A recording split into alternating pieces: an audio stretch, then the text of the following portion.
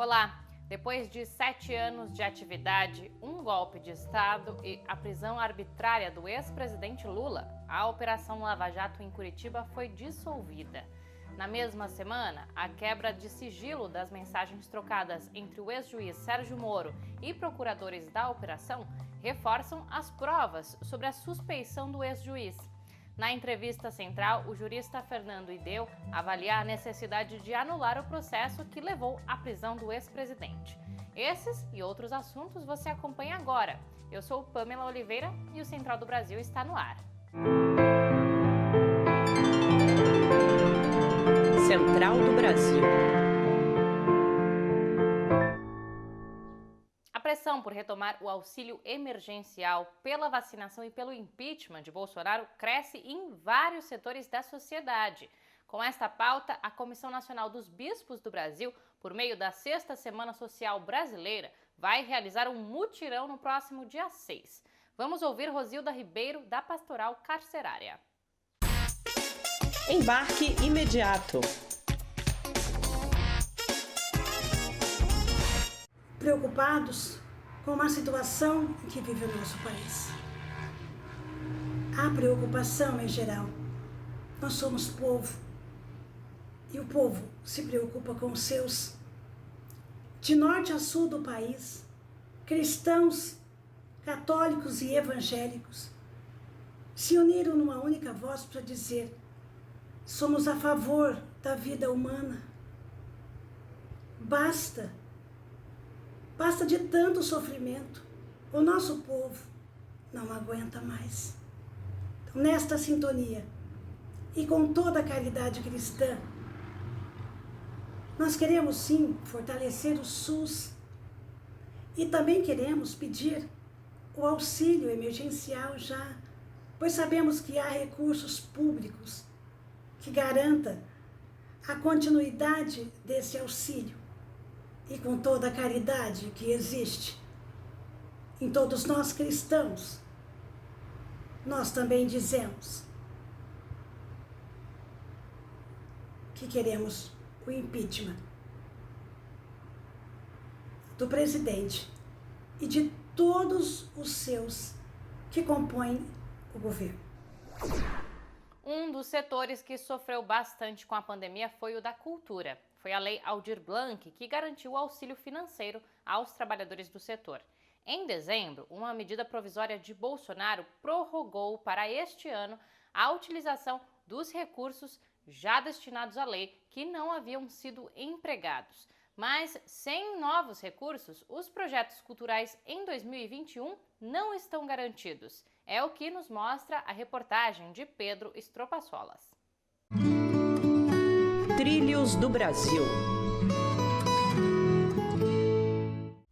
Uma conquista dos trabalhadores da cultura, mas que Bolsonaro insiste em dizer que é dele. A Lei Aldir Blanc, que instituiu o auxílio financeiro emergencial para a classe artística em meio à pandemia, inicia 2021 com incertezas e dificuldades em sua execução. No Recife, a educadora Patrícia Naia não nega a importância do recurso, mas avalia que os entraves burocráticos inviabilizaram que artistas das periferias fossem contemplados. A Lei Aldir Blanc foi um mérito de luta, assim, da luta da classe dos artistas. A gente precisa esquecer ou tirar, né, desmistificar essa história de que o governo sempre esteve ali para nos apoiar, como não está até agora. A lei foi aprovada pelo Congresso em julho de 2020, após forte pressão de artistas e movimentos. Ela prevê o repasse de 3 bilhões de reais em recursos federais para ações emergenciais do setor cultural nos estados e municípios. Até o momento, cerca de 700 mil trabalhadores informais, cooperativas e espaços artísticos foram beneficiados, segundo o governo federal.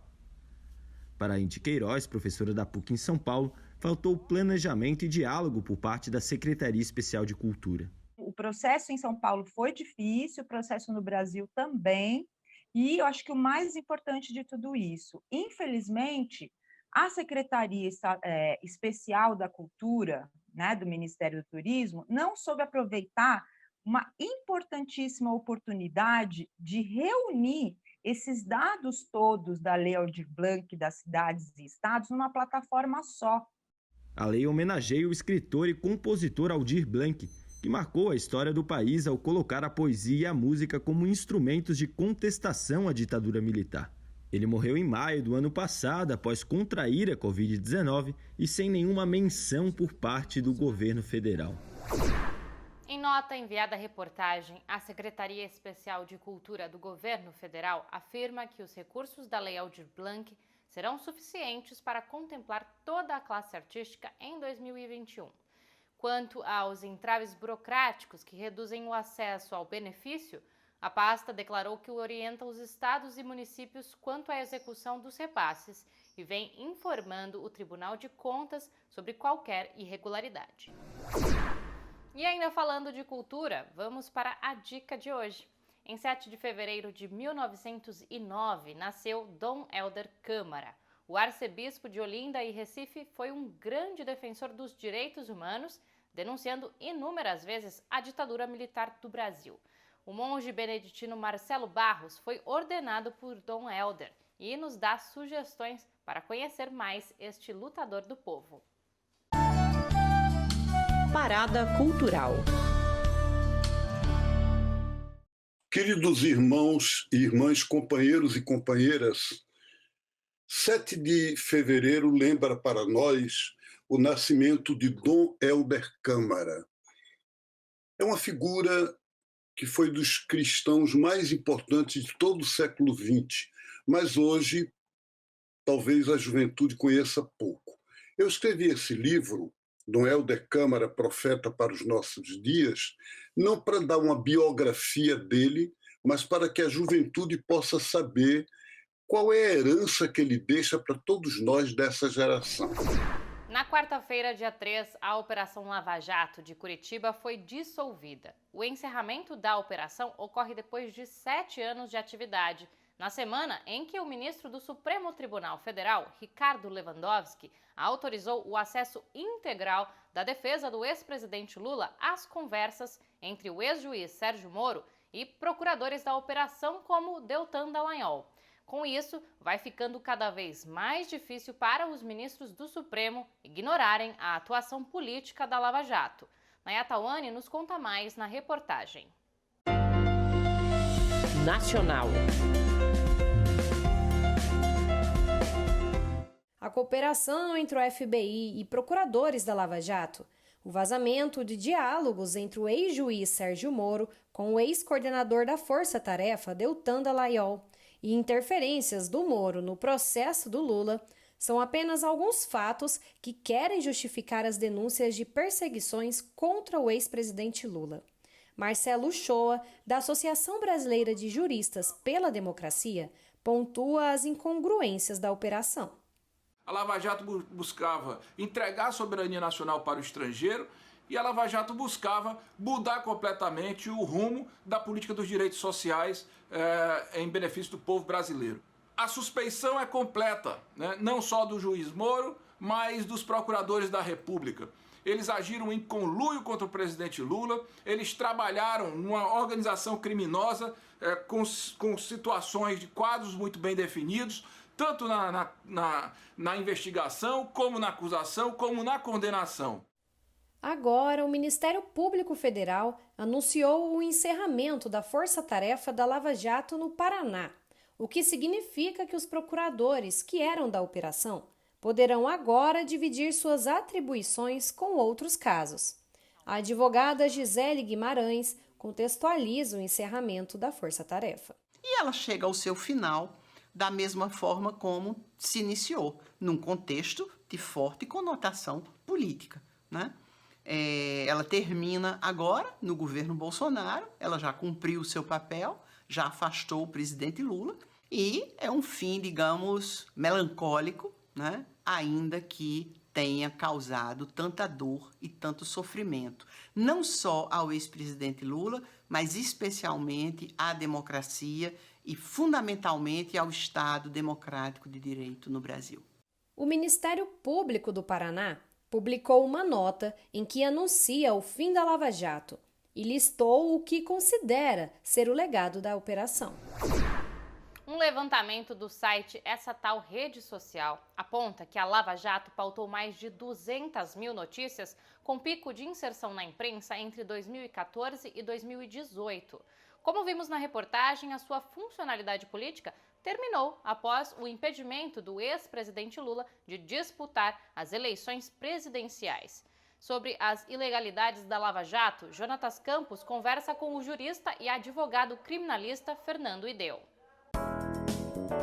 Entrevista Central. Conosco o advogado criminalista e doutor em Direito pela PUC de São Paulo, Fernando Ideu. Ele também é membro do grupo Prerrogativas, advogados que lutam pelos direitos constitucionais, as prerrogativas.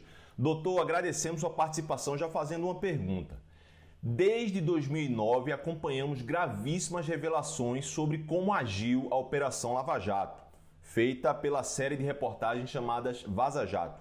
Agora, essas revelações são certificadas pela Polícia Federal e a defesa do presidente Lula já trabalha com elas. O que isso muda no processo do ex-presidente Lula de agora por diante? O primeiro olhar é a nulidade processual que vai ser reconhecida, né? Estou seguro de que vai ser reconhecida a parcialidade do juiz Sérgio Moro. Ele não poderia ter praticado nenhum ato em nenhum dos processos que trataram aí do presidente Lula, das questões do PT, enfim.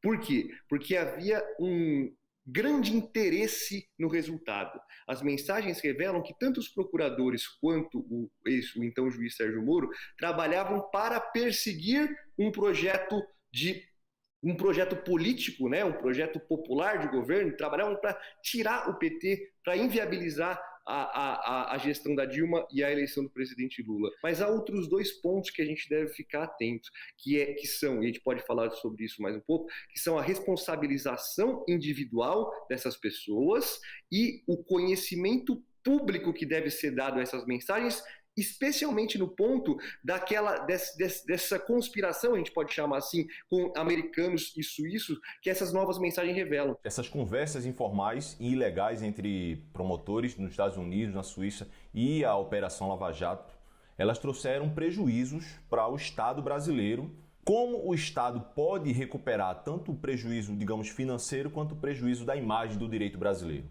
Há indícios ali de uma afronta à própria soberania nacional. Há indícios ali de traição à pátria, a gente pode colocar em termos muito claros, né? Então, o primeiro passo é que seja dada publicidade a essas mensagens. Isso é de conhecimento público, né?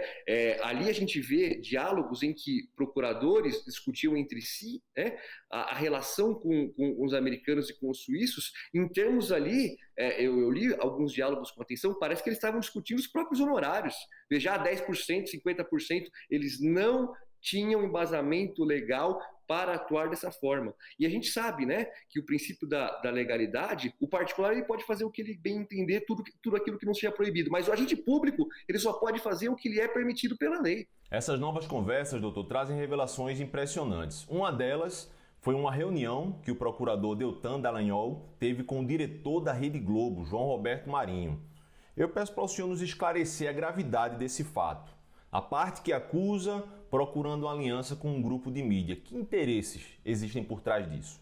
Toda a investigação e todo o processo deveria, em tese, né, se fossem seguidas as normas constitucionais, deveria ser seguido pela legalidade e pela imparcialidade, não só do juiz, mas os procuradores, eles não podem levar para dentro do processo as suas motivações pessoais, os seus interesses e as suas preferências político-ideológicas. O que a gente viu e agora está sendo revelado, está sendo descortinado, é um conluio entre o grupo que deveria acusar, o juiz que deveria julgar e a mídia, que foi usada como instrumento de pressão e manipulação tanto da opinião pública quanto de coação aos próprios investigados para que fizessem delações premiadas. Então, é esse conluio entre acusadores, julgador e mídia que deve ser desmascarado cabalmente. Eu fico por aqui e convido você a seguir nosso perfil no Instagram, @Programa Central do Brasil. Até amanhã.